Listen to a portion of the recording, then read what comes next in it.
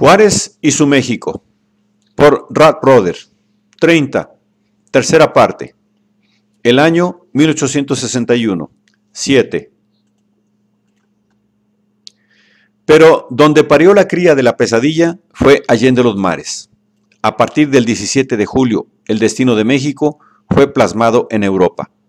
Las primeras noticias de la moratoria llegaron a Londres a fines de agosto, y aunque la reacción tardó otros 2 meses en manifestarse, la política adoptada por el gobierno británico fue determinada en esencia por los primeros informes de White y por las premisas en que el ministro fundaba sus recomendaciones: un país quebrantado, un gobierno débil, incompetente y corrompido, y la necesidad de adoptar medidas disciplinarias y de poner en ejecución una hipoteca amenazada por la bancarrota nacional en México.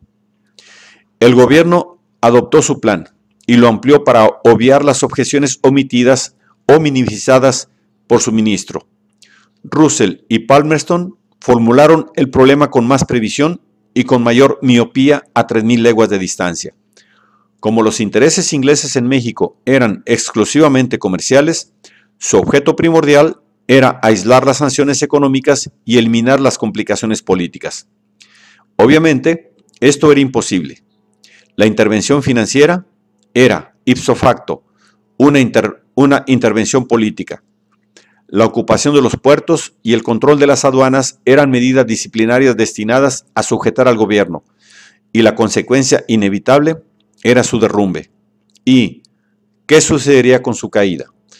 Este problema podría ser desdeñado solo por los ciegos o por los británicos, pero estos eran veteranos en evasivas y sortearon la dificultad a media vista. Palmerston era todo un maestro en el arte de dar el primer paso y eludir el último. Russell era un colaborador experimentado, y los dos estadistas salvaron su responsabilidad y declararon su indiferencia a las consecuencias con una fórmula que comprometía al gobierno británico a la no intervención en los asuntos domésticos de México. Pero con la neutralidad, la dificultad quedó resuelta solo a medias. La fórmula bastaba para el consumo interno en Inglaterra, pero no para la opinión extranjera. El cobro de la deuda británica, mediante el acaparamiento del grueso de los ingresos mexicanos, no podía ejecutarse decentemente sin consultar a los demás acreedores. Y para evitar la apariencia de una acción unilateral, fue preciso adecentar la cosa con la colaboración de Francia y España. La decencia era otro monopolio británico, y siendo inseparables el buen parecer en política y la decencia innata del carácter inglés, hubo mucho diablo aquí. Los intereses de Francia y España eran netamente políticos, y las veleidades de intervención ya manifestadas por ambas naciones eran de notoriedad pública.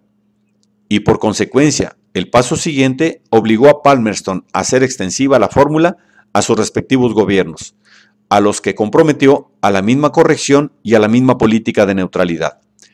Este paso resultó menos fácil.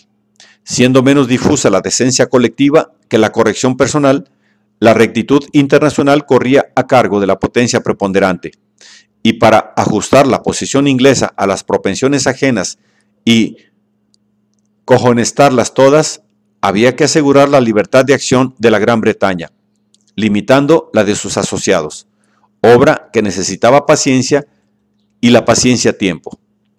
A estos preliminares, Palmerston y Russell dedicaron 2 meses, y entre tanto, el centro de gravedad se deslizó hacia Francia, donde el objeto primordial quedó confundido con intereses distintos que complicaron el problema.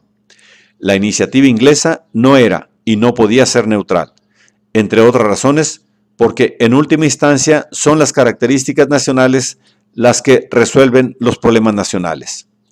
En Inglaterra, donde el carácter nacional era predominantemente viril, el problema mexicano fue planteado y resuelto con sencillez varonil. Pero al pasar el Canal de la Mancha, se contaminó con una infusión de influencia femenil, y en esta fase de su desarrollo, la mujer y los móviles mujeriles y los machos mujeriegos desempeñaron un papel de importancia en la cría de la ralea de la pesadilla.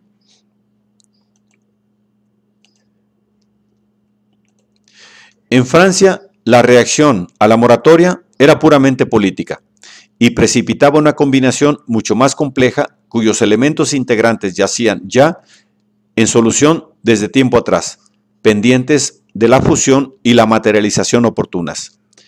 De estos elementos, el más visible y el menos viable, pero el elemento catalítico que provocó la actividad de los demás, era el fermento de un grupo de refugiados mexicanos en París. La capital clásica de los desterrados políticos era el cuartel general de un puñado de reaccionarios mexicanos que soñaban con la restauración de su régimen e intrigaban sin éxito para lograrlo. Sin fuerza propia, su poder potencial radicaba en las fuerzas con las cuales tenían o buscaban contacto y en la posibilidad de injertarse en el tronco patrón, la iglesia y la corte, el banco y la bolsa de valores. Influencias que se cruzaban, se mezclaban, se confundían y se enfocaban en París. Allá, en la confluencia de tendencias promiscuas, los refugiados encontraban, si no la combinación favorable, la coloración protectriz que les faltaba y que les permitió sobrevivir como los seres indefensos en la selva, gracias a sus facultades miméticas en un ambiente propicio. Clericales, monárquicos, cortesanos, simianos, no eran nada de por sí, y solo al rebullir esas fuerzas lograron penetrar el tronco común. Pero durante un breve lapso también en Francia, las personalidades participaron decisivamente en la manipulación de los destinos de México. De estos contados comparsas, los más importantes eran tres intrigantes, cuyos nombres figuran en las combinaciones iniciales: Gutiérrez Estrada, Hidalgo, Almonte. El primero era el expatriado notorio, expulsado de México 20 años antes por haber predicado la doctrina monárquica en su tierra natal, y que se había dedicado desde entonces a pasearla por Europa. Viviendo de sus rentas y casado con una condesa austríaca, había ganado la entrada en casi todas las cortes del continente y solicitado pretendientes sin éxito desde Viena hasta Madrid, ya que se le reputaba comúnmente como un visionario y un charlatán. Por eso, tal vez, una corte fue inaccesible y precisamente la más propicia a las quimeras, y para penetrar las tullerías tuvo que buscar un ayudante, y lo encontró, hecho a la medida, en la persona de un joven diplomático de apellido Hidalgo, que simpatizaba con su manía. El mexicano que llevaba aquel nombre ilustre lo distinguió del renombre de libertador de su patria al conspirar para deshacer la obra de su tocayo. Hijo de un oficial iturbidista, heredó la fe política del efímero emperador y supo prestarle el cachet contemporáneo que le valía la confianza de Gutiérrez Estrada. Porque Pepe Hidalgo se le daba el trato cariñoso de su tierra en la mejor sociedad de París, era un diplomático de salón, apuesto, presentable, insinuante, cuyas relaciones sociales y cuyo don de gentes le ganaron el acceso a esferas cerradas a su fanático compatriota. Y el discípulo no tardó en superar al maestro. Si Gutiérrez Estrada era el padre noble e Hidalgo el gracioso del elenco, Almonte era el factotum de la trama intervencionista. Grande solo de edad, tenía antecedentes más gloriosos, pero menos legítimos que los de sus colaboradores. Almonte era hijo de Morelos, hijo natural. Llevaba por nombre el apodo que conmemoraba su nacimiento en el monte. Hijo desnaturalizado, repudió al monte que lo parió y pasó su vida buscando los medios de legitimarse. Alternativamente liberal, santanista, reaccionario, acabó por inmortalizar su nombre calzando con su firma el tratado que garantizaba al régimen ultramontano en México el apoyo de la madre patria. El convenio Mon-Almonte era un acto de adopción mutua. Su carácter era sin color. Figuraba en la combinación, en virtud de sus funciones, como ministro del gobierno de Miramón en París, pero nunca llegó a ser más que un comodín diplomático. Tal era el extraño trío de patriotas, el homónimo del primer libertador de México, el hijo del segundo y el expatriado veterano, y para los cuales sonaba la hora de transformar su existencia fantasma en actividad política. Oportunistas todos, era muy probable que hubieran quedado estancados en su insignificancia a no ser por Hidalgo. Porque en un aspecto, por lo menos, Hidalgo era comparable a su homónimo. Suya era la mano que sembró la semilla y cogió la cosecha en 1861. ¿Cómo lo logró? Constituye también una hazaña histórica. Secretario de Legación en Madrid, fue cesado al triunfar la Revolución de Ayutla en México, pero al pasar la frontera camino a París, corrió mejor fortuna. De paso por Bayonne, le tocó la suerte de saludar a una dama que había tratado muchos años antes en el salón de su madre en París, y que se había casado entre tanto con el emperador de los franceses. Y la chiripa cambió el curso de su carrera. La emperatriz se dignó reconocerlo, y fiel a la amistad de antaño, lo invitó a acompañarla a Biarritz. Y allá, el diplomático desocupado no tardó en resarcirse no solo de la Revolución de Ayutla, sino de todas las revoluciones de México. Recibido en pie de amigo en la Villa Imperial, Hidalgo aprovechó la oportunidad de servir a la patria y creyó de su deber divertir a su anfitriona en sus ratos de ocio con un tópico que les convertía casi en compatriotas, porque el criollo era siempre español de corazón y ella no había dejado de serlo al casarse con el emperador de los franceses. Con su nombre de familia, Eugenia de Montijo había perdido muchos de los sueños dorados de su juventud.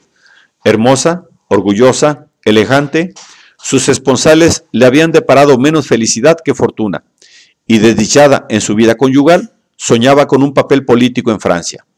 Esposa ejemplar, ya había tomado cartas en la cuestión romana, satisfacción legítima para los caprichos del mando, e Hidalgo le cayó bien al entretenerla con las tribulaciones de la Iglesia en México.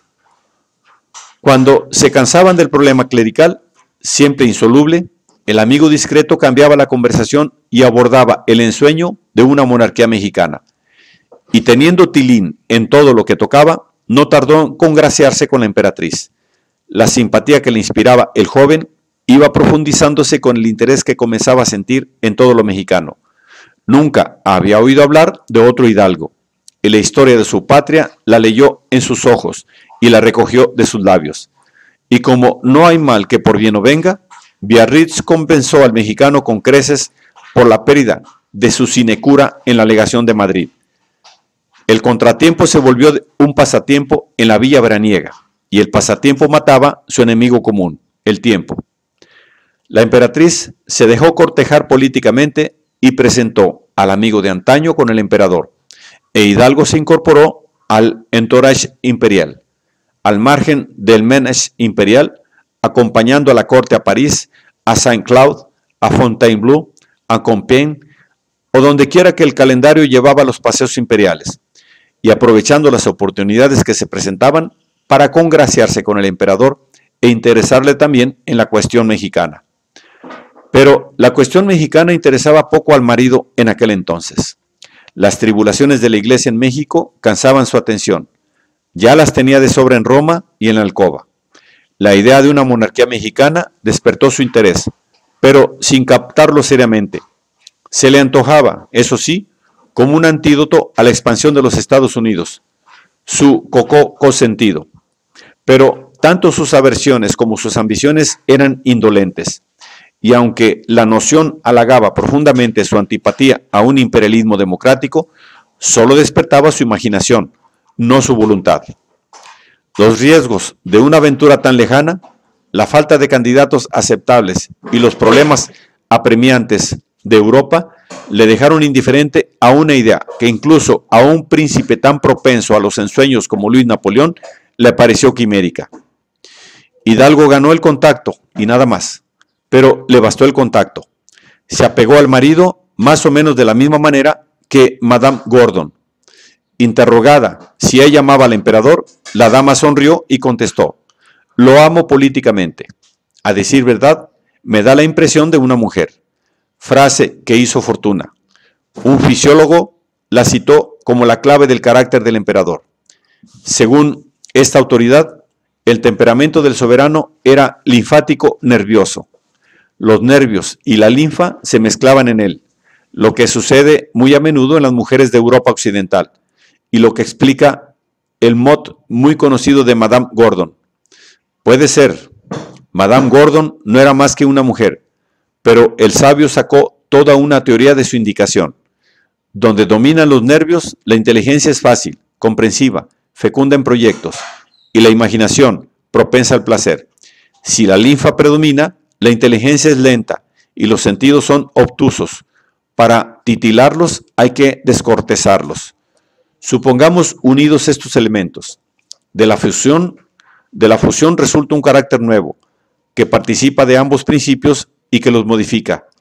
En tal caso, el hombre será a la vez inteligente y torpe, audaz y calculador, modesto y ostentoso, sensual y frío, místico y escéptico, curioso e indiferente, voluble y tenaz, indiscreto y reservado, crédulo y burlón, afable y altivo, vacilante y verboso, fanfarrón y descuidado. En suma, mutable como una mujer y contradictorio como un hombre. Y todo eso, según el fisiólogo, era el fenómeno que se llamaba Luis Napoleón. En total, una personalidad que sería confusa a no ser por una idea que sintetiza todas sus propiedades divergentes con un solo propósito: vivir. Añadid a tal idea un rango, una posición, una elevación en la cual la vida parece risueña y cómoda, y tenéis al personaje entero. No es culpa nuestra si el hombre que acabamos de delinear es tan complejo. Así es, y con eso tenéis la explicación de su reinado. La explicación era más misteriosa que el fenómeno, pero lo único que importa para la historia es conservar el mote de Madame Gordon, sin la explicación del sabio. Napoleón desconcertaba a muchos observadores menos doctos, que especulaban sobre las inconsecuencias de su carácter sin disputar su sexo. De todos modos, un hombre sin mujer en las entrañas no sería siquiera un macho, y mucho menos un hombre. Y Napoleón no tenía la culpa de la confusión del docto y de la dama. Nadie ignoraba que se vestía por los pies, y el único misterio que conservaba era la reserva moral de los grandes. Por ser príncipe, y solo por eso, se diferenciaba del común de los mortales. Pero esto bastaba para alejarlo de Madame Gordon y de Hidalgo, y de todo el mundo. Y eso fue lo que pasó con la cuestión mexicana. La linfa predominaba y faltaba todavía la titilación de los nervios. Mas el hombre era mutable y no faltaba más que lo cortejara el hombre que se llamaba Pepe Hidalgo.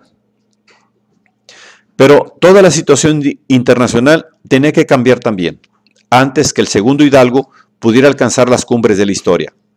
Prematuras en 1856, sus ideas cobraron fuerza al estallar la Guerra Civil en México en 1858, y a principios de 1859 parecían bastante peligrosas para llamar la atención y provocar la alarma de Andrés Oseguera, el único liberal en la legación de París. El amigo de Ocampo lo puso en guardia contra los manejos de Hidalgo, Chichisveo de la Montijo, y la facilidad con que los delicados del bello sexos se siguen en las cuerdas de seda de la escala por la cual se encaraman a los puestos más encumbrados. Alarmado por los progresos ya alcanzados, se desfogó airadamente contra los que no tienen para qué estudiar la política, mas sí la sensibilidad mujeril, que se estremece al chasquido de un látigo y se desmaya, en tanto que el olor de la sangre y la carnicería la entona. ¿Por qué no darse el lujo de emociones? Las nobles enervés, si para su solaz hay pueblos que pulverizar con los carros y fetones que recorren la arena del Palenque. Pero su indignación exageraba el interés lánguido de la emperatriz y la influencia del Chichisveo. Gutiérrez Estrada, convidado a las tullerías gracias a la influencia de Hidalgo, cansó a Napoleón y a la misma emperatriz con su clericalismo fanático, su monarquismo anticuado y sus anacrónicas ideas sociales. Y después de haberlas expuesto abundantemente, no fue invitado a volver a las tullerías. Disonando con el ambiente, el viejo se eliminó automáticamente. Almonte, a su vez, puso el pie en la cuerda de seda, haciéndose presentar por Hidalgo a la madre de la emperatriz y lanzando un folleto anónimo en favor de la intervención en México que tenía la ventaja de no ser imputable a Gutiérrez Estrada ni a nadie. Pero el folleto no llamó la atención de nadie, aunque Almonte encargó a Hidalgo pulir el estilo, sino de Andrés Oseguera, que siguió vigilando los pasos de los pedigüeños al pie de la cuerda. Hidalgo, pues, sirviendo por el momento de introductor de Almonte con la condesa de Montijo, informó a Ocampo: no fue para este el principio, sino un instrumento. Creyó que, llegado el tiempo, podría deshacerse de él o abandonarlo. Cálculo errado del egoísmo y del egoísta. Se olvidó que en materia de moral y política, cuando se abandona el camino recto para seguir el casuismo, ya no hay amistad, ni consecuencia, ni deber, no hay más que complicidad. El cómplice es el grillete, la cadena y el poste del galeoto. Así, hoy resultamos con que Almonte no puede soltar a Hidalgo, y éste se ha impuesto a Almonte. En su habilidad, y a fe que es grande, ha creído que haciéndole editor y corrector de sus ideas en el folleto, tiraba la piedra y escondía la mano. Hidalgo no era hombre para secundar a nadie, y Almonte alcanzó solo el anonimato que anhelaba. De paso, le diré que por mano de la emperatriz ha ido a la del emperador una carta de Hidalgo, pidiéndole intervención. Ella precedió al folleto. Por eso, en él hay el yo tan del gusto de los loyolistas, con paréntesis y frases de humildad aparente y pudibunda. Mas el yo que dice: mírame, yo soy el autor. Almonte, en tanto, cree haber sido muy discreto. Creyó ser persona para Hidalgo y se quedó en cosa. Gracias a Hidalgo, Almonte también quedó colgado al pie de la cuerda y no llegó más cerca de las Tullerías de lo que podía alcanzar de la vista desde el Imperial de un ómnibus público. El oficial de enlace resguardaba sus prerrogativas celosamente, pero sin penetrar tampoco más adentro de su dominio particular que los umbrales.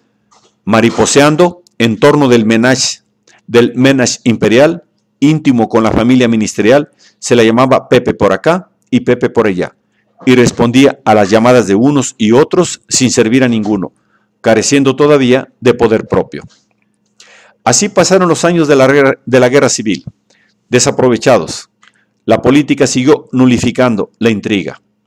En 1859, Napoleón estaba en pie de guerra, pero en Italia, y la guerra en Italia era una garantía para México.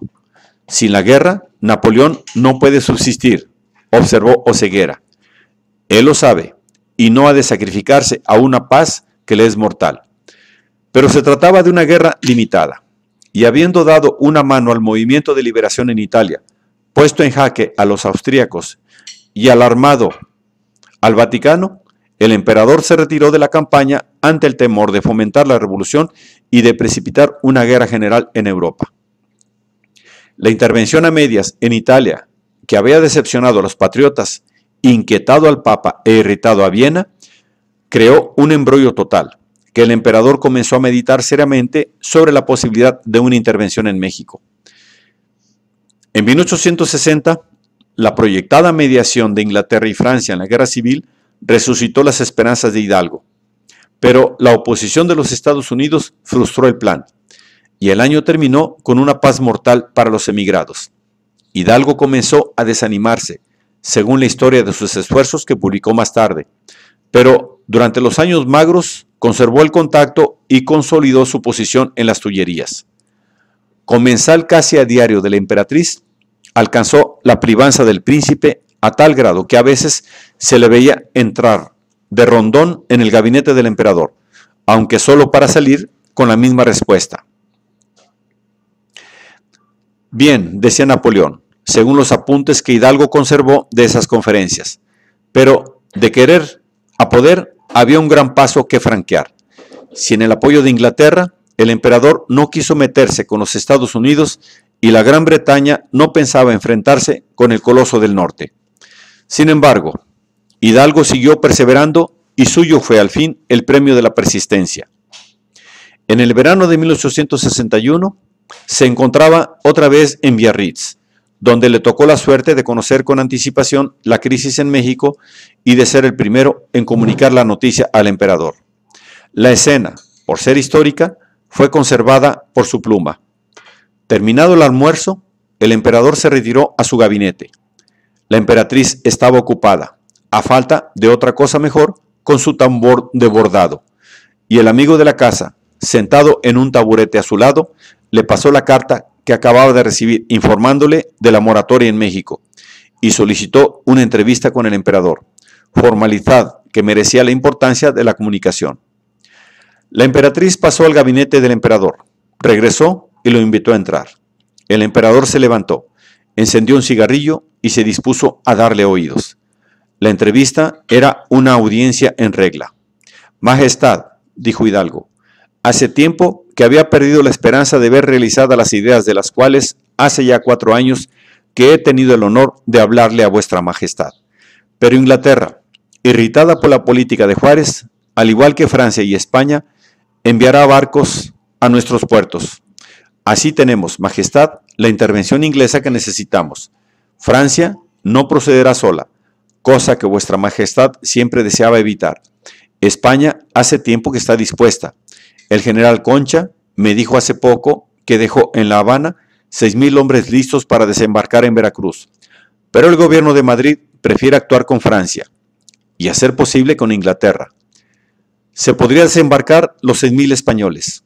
Ante las banderas unidas, México reconocería todo el poder y la superioridad de esta alianza, y la inmensa mayoría del país podría apoyarse sobre las potencias intervencionistas, aniquilar a los demagogos y proclamar la monarquía, que es lo único que puede salvar a la nación. Los Estados Unidos padecen las calamidades de una guerra, no se moverán, y además nunca se enfrentarían a las potencias unidas.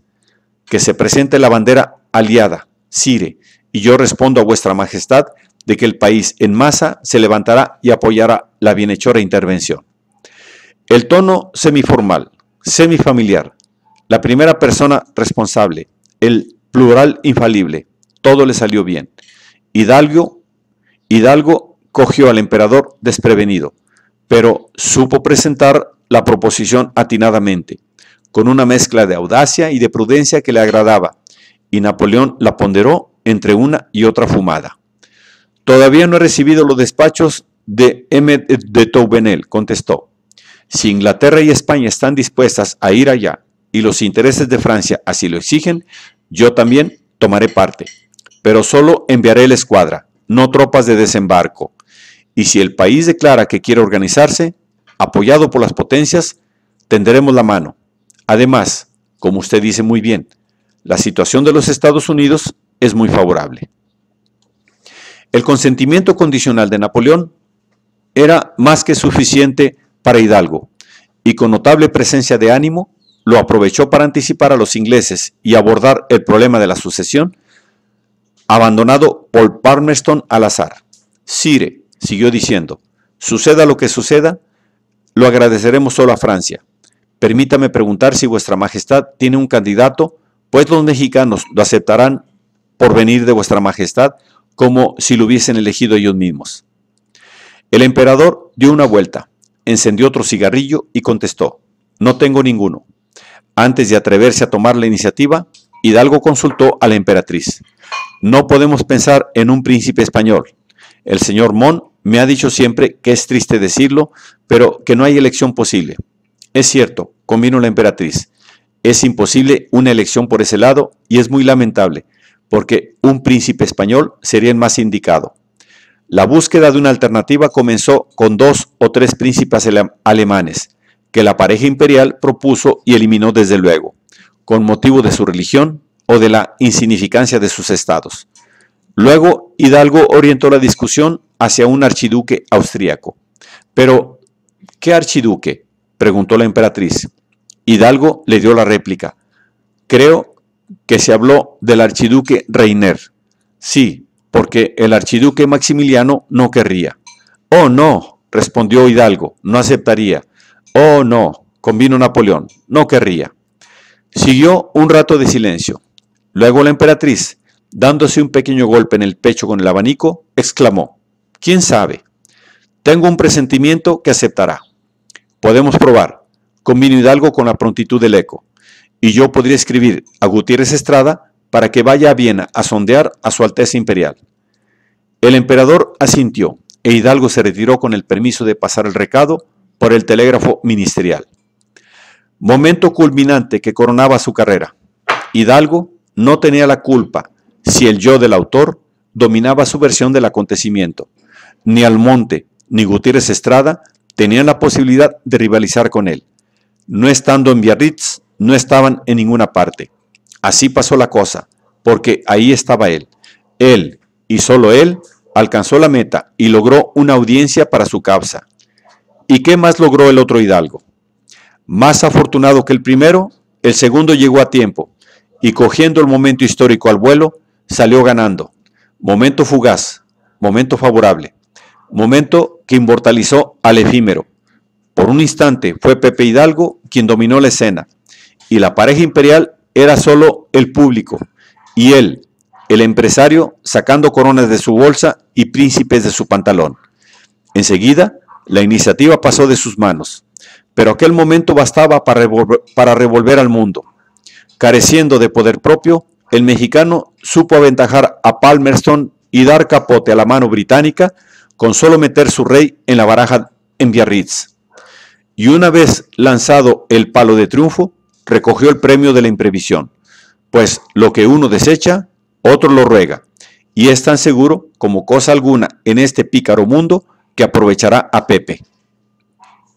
Luego, habiendo dado cima a su obra, el casi histórico Hidalgo corrió al telégrafo y comunicó a Gutiérrez Estrada el tic-tac que deletreaba el nombre de Maximiliano de Austria. Maximiliano de Austria, Maximiliano de Austria. Aquella inspiración era un acierto. Para quien conociera al gran mundo, era un hallazgo. Para Hidalgo, era un ábrete sésamo. No había nombre en el almanaque de Gotha tan preñado de posibilidades halagüeñas. Tanto por motivos personales como políticos, tenía la virtud de un precipitante poderoso, y así lo comprobó la reacción en Biarritz. Reacción tan positiva como negativa era la expresión. La unanimidad con que los tres buscadores recularon al pronunciar aquel nombre bastaba para manifestar la fascinación que tenía para todos. Y efectivamente, no faltaban motivos muy fundados para que el emperador, la emperatriz e Hidalgo exclamaran al unísono que el archiduque no aceptaría.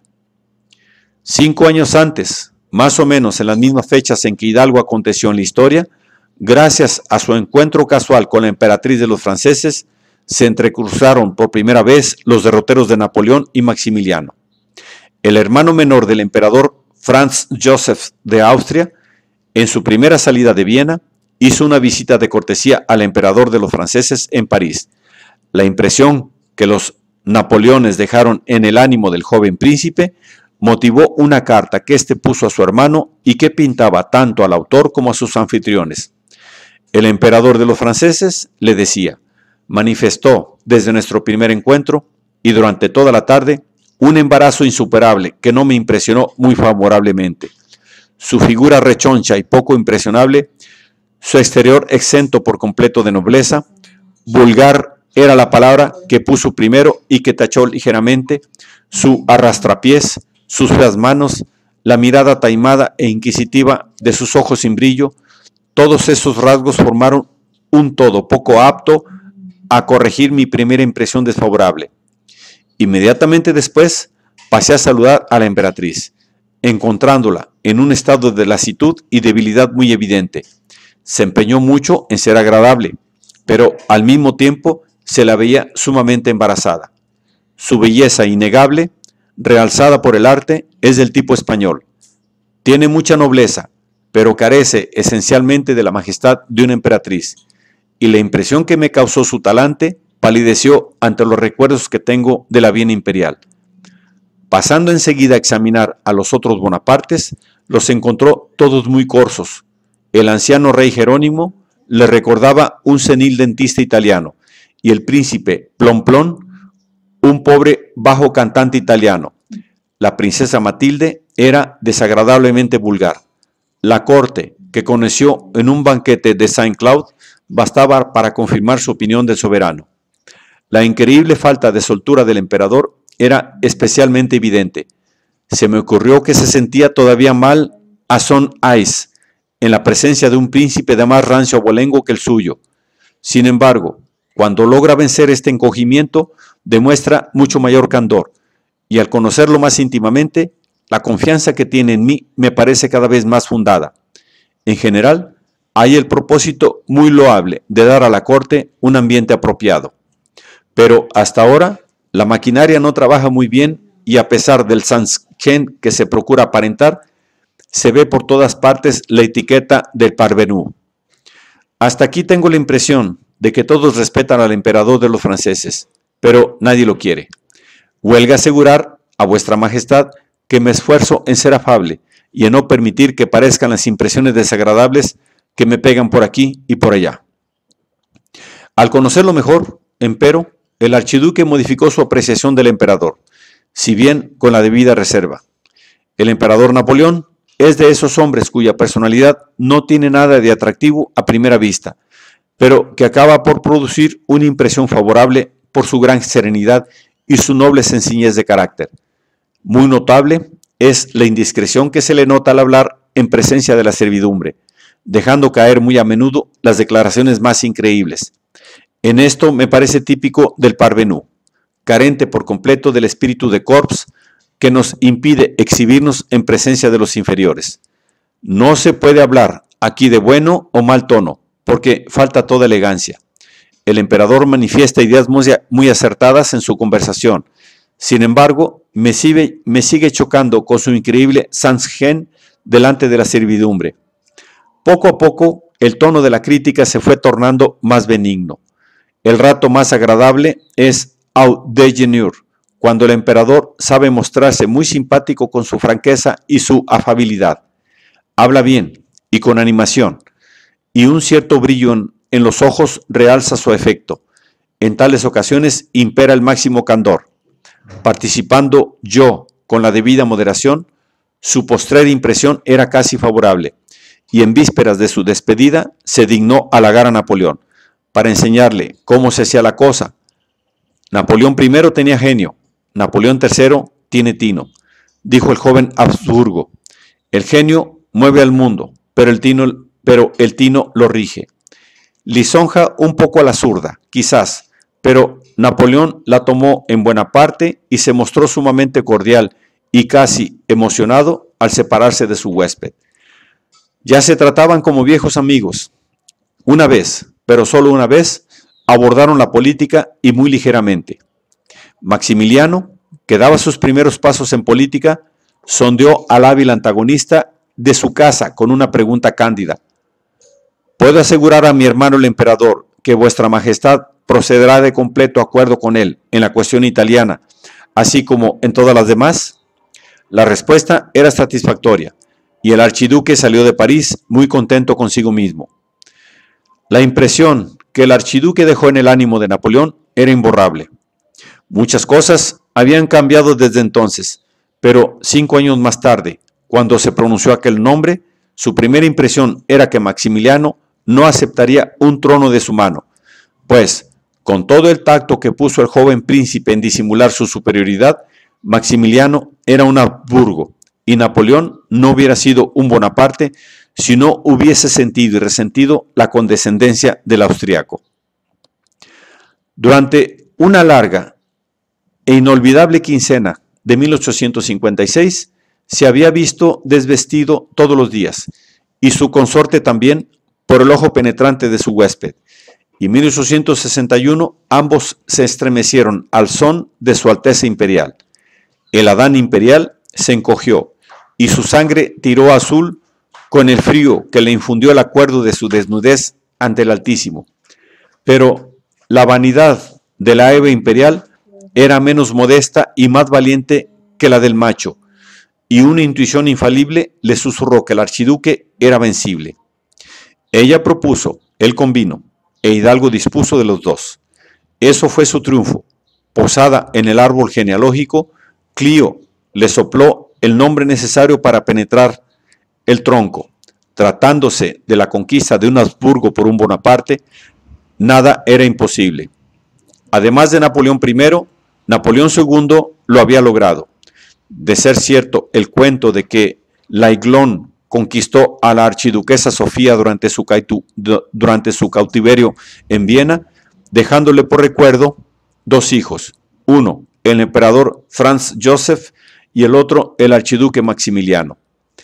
Y si Napoleón III no hubiera tentado la empresa, hubiera desmerecido de su nombre y merecido el mote de Madame Gordon, en cuyo pecho dejó solo la impresión de ser mujer. Por razones de mayor peso, había para cortejar a Maximiliano políticamente, halagar al Habsburgo y valerse de su vanidad para patrocinar al enemigo hereditario de su estirpe significaba una satisfacción personal. Pero no faltaban motivos más varoniles para dignificar el incentivo. Muchas cosas habían cambiado en Europa desde 1856 y en 1861 el archiduque era un peón valioso y la oferta de un trono, por remoto que fuera, un ramo de olivo capaz de aliviar la tirantez con Austria que se había agravado desde la intervención de Napoleón en Italia, al punto de amenazar con una guerra general. Viena, Venecia, Víctor Emanuel, el Vaticano, un sinnúmero de combinaciones y concesiones y transacciones se perfilaban a la sombra de la candidatura del archiduque, y el sueño dorado de una monarquía mexicana comenzó a tomar cuerpo en el espíritu del emperador como un febrífugo para la vieja y doliente Europa. El único peligro era el riesgo de recibir un desaire, lo que recaería sobre Hidalgo. Y la vanidad, ligeramente revestida de política, enredó a los tres en una aventura que no carecía ni de los motivos más raínes, ni de los importantes para perder a México, ni de los más importantes para perder a México. Tal fue la virtud talismánica del nombre. Titilando el nervio napoleónico, Hidalgo cumplió su misión mercurial y delegó en Gutiérrez Estrada la seducción del hombre que la hacía vibrar. El viejo peripatético, que tanto tiempo había trajinado en vano un trono mexicano, recibió con sobresalto la orden de marchar a Viena. A fuerza de comulgar con ruedas de molino, tenía poco lastre en la cabeza y con tantas vueltas estaba acostumbrado al vértigo, pero al ver picado el molino por Pepe, recobró su equilibrio y con patética prudencia se fue primero a la embajada de Austria a consultar la proposición con el embajador. Este estaba ausente. Agosto era la estación muerta en París, pero un secretario remitió la oferta a Viena pro forma. Poco antes, Gutiérrez Estrada había hecho, por su propia cuenta, la misma proposición, y el príncipe Metternich, cansado de sus impertinencias, transmitió su petit manier a Viena, donde la respuesta no se hizo esperar. El canciller calificó la idea de absurda e indigna de considerarse en serio, pero el telegrama de Biarritz cambió la situación por completo y subió a la cabeza de los más sensatos. Apoyada permisiblemente por Napoleón, la moción que el canciller calificaba de absurda 2 meses antes mereció una consideración tan seria que se fue a Miramar a consultar la idea con Maximiliano, un paso que llevaba implícita la sanción del Kaiser. El archiduque era accesible a la oferta, a reserva de que se le brindaran 2 garantías, propuestas por su hermano como condiciones imprescindibles para su dignidad y su seguridad: el consentimiento del pueblo mexicano y el apoyo de las grandes potencias. No fue necesario, pues, que el viejo marchara a Viena. Viena vino a él. Suya era la fe que movía la montaña y sobraba ya su intervención. Las condiciones impuestas por el archiduque no eran impedimentos insuperables. El consentimiento del pueblo mexicano estaba garantizado, no solo por Hidalgo, sino por el apoyo de las grandes potencias. Maximiliano profesaba principios liberales, principios que le habían granjeado popularidad en Austria y hasta en Italia, y que no eran del agrado de su hermano, dispuesto, por lo tanto, a autorizar una aventura en América que le quitaba de encima un problema doméstico. La conformidad de los gobernados era una concesión a las excentricidades del archiduque, amparada por la garantía de las grandes potencias que el jefe de familia impuso tanto por motivos de afecto fraternal como por consideraciones de dignidad política.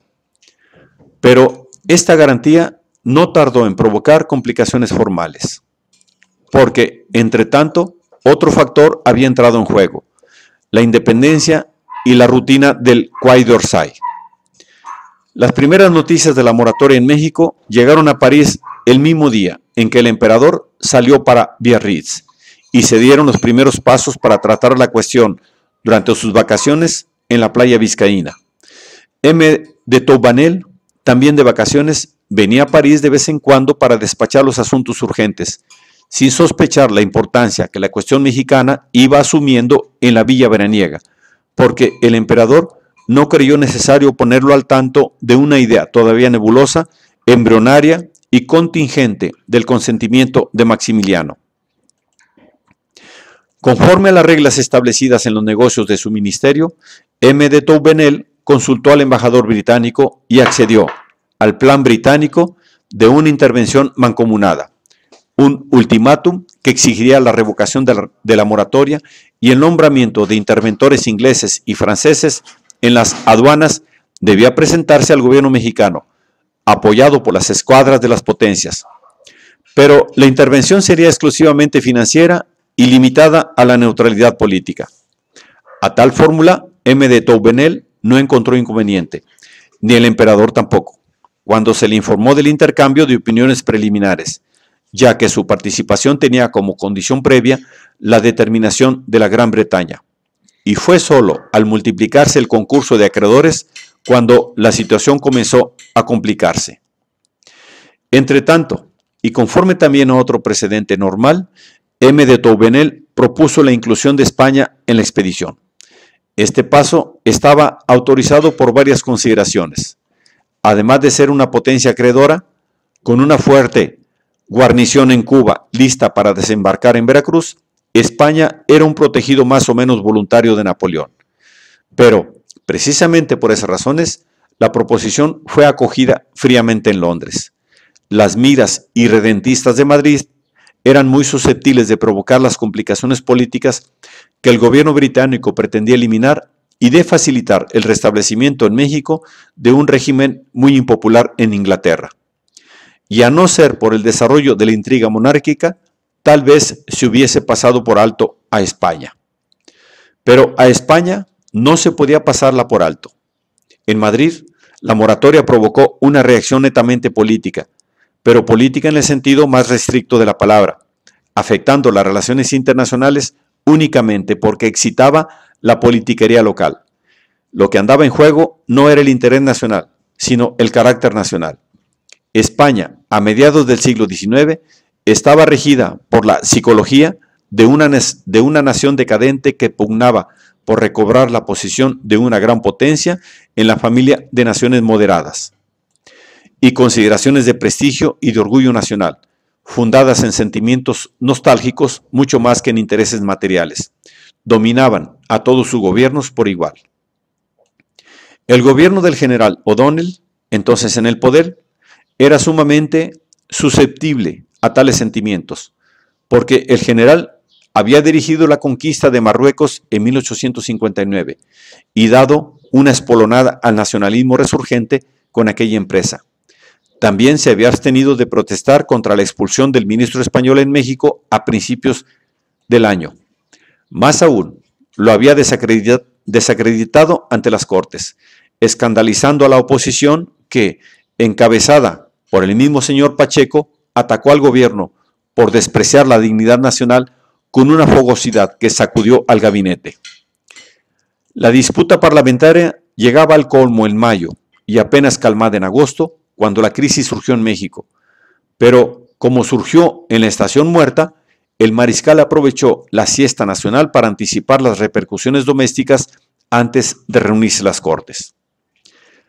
Apenas informado de las consultas habidas entre las dos grandes potencias, su ministro de Relaciones dio un paso para prevenir la impresión deplorable, dentro y fuera del país, de la omisión de la tercera, comunicándose por telégrafo con el ministro español en París para enterarse de las intenciones del gobierno francés y dándole instrucciones de comunicar a M. de Touvenel las de España, que eran de obrar independiente y enérgicamente y sin parar, y sin tardar.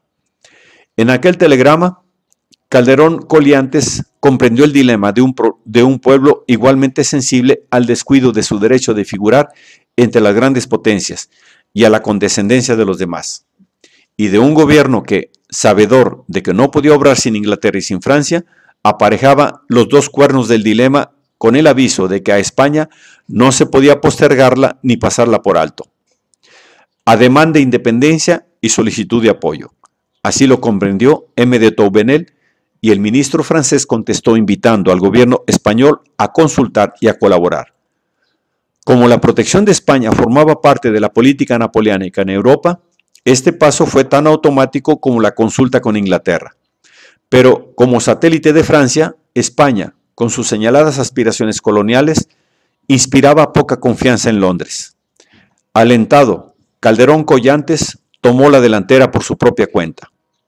Sin consultar a Londres ni a París, giró órdenes a Cuba para la ocupación de Tampico y Veracruz, y sin avisar al gobierno británico, propuso al gobierno francés que se ampliara el alcance de las conversaciones en París y que las tres potencias se uniesen no solo para exigir satisfacciones, sino para establecer un orden regular y estable en México. Touvenel contestó, después de consultar a Napoleón, que sus miras coincidían. Así, la situación a fines de septiembre, a principios de octubre, cuando Maximiliano aceptó condicionalmente la corona, la condición principal no podía cumplirse. El apoyo formal de las potencias era evidentemente imposible y un entendimiento informal improbable. La candidatura del archiduque, ya un secreto a voces, despertaba celos en Madrid, donde los Borbones tenían derechos preferentes al trono hipotético de México. La monarquía colonial era incompatible con la política declarada del gobierno británico, y Napoleón se vio comprometido a empeños opuestos, a la definición inglesa de la intervención por una parte y a la versión española por la otra. Este embrollo se debía, sin duda, en parte a la estación muerta, aprovechada por Touvenel para plasmar los preliminares de la política francesa durante la ausencia del emperador en Biarritz. Pero la incuria del soberano no era una indolencia veraniega, sino la disposición normal de un dictador que no tenía el don natural del mando y que abandonaba la determinación ora a su mujer, ora a sus ministros, ora al azar. Durante uno de sus lapsos linfáticos se entregó a las importunidades de la emperatriz y de Hidalgo, y se conformó con la iniciativa que lo llevó más lejos de lo previsto, hasta que las consecuencias lo obligaron a recobrar las riendas. La conformidad de Maximiliano, tan pronto como provisional, le puso en un brete. Retractarse era tan imposible como conciliar la oferta hecha a su nombre a Viena con las promesas hechas a Londres y a Madrid. Y antes de volverse inextricable la confusión, se apresuró a disiparla.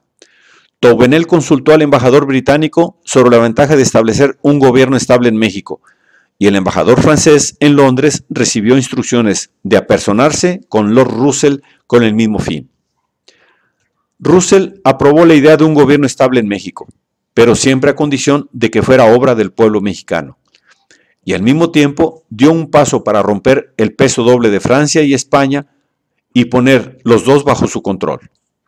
Conforme a la vieja y siempre válida regla según la cual no hay medio mejor de controlar a un competidor que aquel de hacer causa común con él, y a más de uno metiéndose entre los dos y haciendo a dos manos, Russell accedió a la inclusión de España en la expedición, indispensable de todos modos para adecentar el embargo de bienes, y propuso un pacto político destinado a atar las manos enlazadas de Francia y España con la fórmula inglesa de manos fuera de México. Esta maniobra obligó a sincerarse a Napoleón.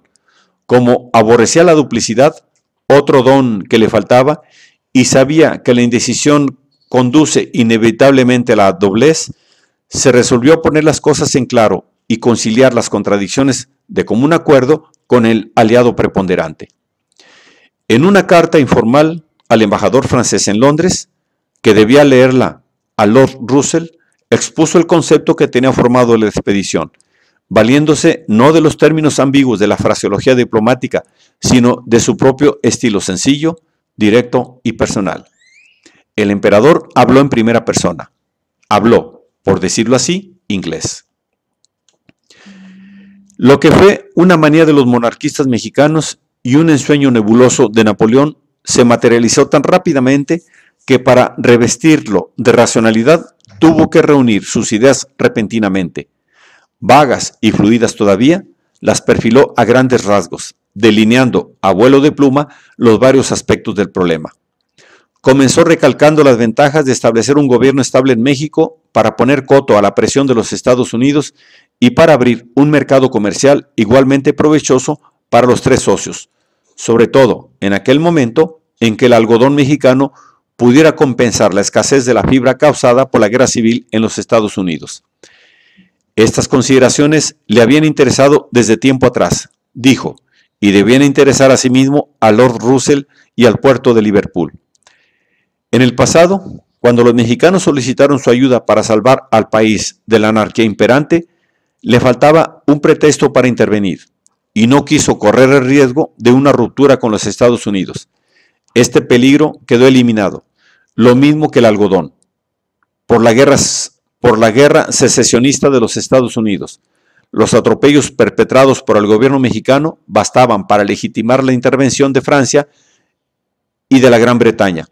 Y si bien el pacto tripartita limitaba su acción al desagravio de dichos abusos, por su parte deseaba ser más previsor y no pensaba atarse las manos benévolamente e impedir una solución que redundaría en beneficio de todos los interesados. Y con eso salió el algodón destinado a Lord Russell. Los mexicanos le aseguraban que la sola presencia de una fuerza naval provocaría la proclamación de una monarquía. Le habían pedido un candidato. No tenían ninguno. No querían tener ninguno. Sin embargo, el archiduque Maximiliano le parecía ofrecer las garantías deseables, y los mexicanos habían sondeado al gabinete de Viena y se inclinaban a creer que el príncipe aceptaría la corona, siempre y cuando recibiera la oferta formal del pueblo mexicano y contara con el apoyo de las grandes potencias. Asentado el punto, lo dejó pendiente. Por último, le quedó un manojito de algodón para su propia almohada. Faltaría a la sinceridad, terminó diciendo, si fuera a comprometerse a no apoyar, moralmente cuando menos, un cambio político que deseaba, no con motivo de razones egoístas o de antipatías injustas, sino porque sabía que servía a los intereses de la civilización general. Por ser la última, esta consideración no era la menos sincera, por el contrario, era la más importante. Soñador enorme y descomedido, ambicioso para el bien de la humanidad y funesto para su bienestar, Napoleón era incapaz de engañar a los demás sin ilusionarse antes, y las consideraciones materiales andaban siempre subordinadas a estas miras vastas, generales y geniales que mostraban su genio a costa de su habilidad. De esta notificación, Lord Russell no se dio por enterado. Comunicada por la vía oral, carecía de carácter oficial. No quiso acomodar a Napoleón, y con la corrección que convenía al carácter de la empresa, hizo la vista gorda a las confidencias del aliado y siguió presionando por la conclusión del pacto, conforme a sus condiciones, con exclusión de aquellas miras eventuales de las cuales se enteró solo indirectamente y que desoyó con una sordera diplomática que las hacía inadmisibles. La presión del tiempo también era apremiante. La estación propicia para efectuar operaciones en la costa malsana de México era corta. Ya se habían perdido 2 meses juntando a los acreedores, ajustando sus intereses y preparando la expedición.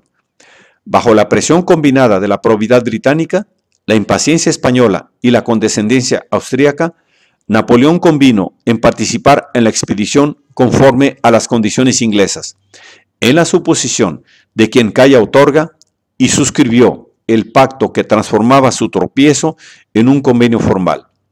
La Convención de Londres, firmada el 31 de octubre, representaba el triunfo de la política británica. Comprometía a las 3 potencias a consultar para organizar una expedición que debía ocupar los puertos y los puntos estratégicos de México. Prohibía a los aliados toda adquisición de territorio, ventaja particular o presión en los asuntos domésticos de México, violatoria del derecho del pueblo mexicano de determinar y de constituir libremente su forma de gobierno y para completar su carácter internacional y garantizar su rectitud, hacía extensiva a los Estados Unidos la invitación de participar. El Convenio de Londres era sumamente explícito, pero llevaba implícita la presunción por uno de los signatarios de que significaba lo que expresaba, y por los otros que era susceptible de interpretaciones y compatible con reservas mentales, de suerte que la interpretación común dependía, en resumidas cuentas, de la confianza recíproca. Pero el verdadero triunfo de la diplomacia británica era otro.